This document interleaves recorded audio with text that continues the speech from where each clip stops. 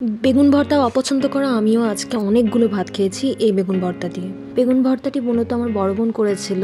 বেগুন ভর্তা করার জন্য প্রথমে একটি বেগুন, 3টি টমেটো এবং 8 থেকে 10 টুকরা রসুন একটি তাওয়া অথবা মাটির পাত্রে টেলে নিতে হবে। পরবর্তীতে শুকনা মরিচ, ধনেপাতা কুচি, কাঁচা মরিচ কুচি একত্রে মিশিয়ে আমরা ভর্তাটি তৈরি করে নিব।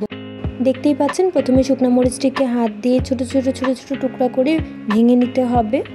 পরবর্তীতে স্বাদ মতো লবণ দিয়ে পেঁয়াজ কুচি, শুকনা মরিচ ও ধনিয়া পাতা একত্রে মিশিয়ে নিতে হবে এবং পর্যায়ক্রমে টমেটো, বেগুন, ধনেপাতা সবগুলোকে একত্রে মিশিয়ে নিয়ে ভর্তার মতন মাখিয়ে নিতে হবে।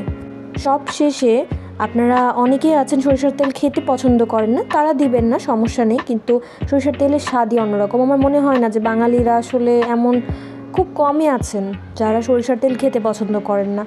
সো মাখিয়ে খেয়ে দেখবেন, আসলে অনেক মজা লাগে।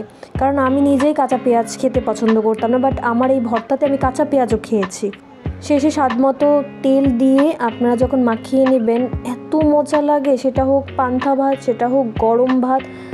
আমি আপনাদেরকে আসলে টেস্টটা বুঝাতে পারবো না। আমি তো আবারও বলছি যে আমি কখনো যেখানে খাইনি বেগুন ভর্তা, মানে আমার অপছন্দ, সেখানে আমি মেয়ে বেগুন ভর্তা দিয়ে প্রায় অর্ধেক প্লেটের বেশি ভাত খেয়ে ফেলেছিলাম।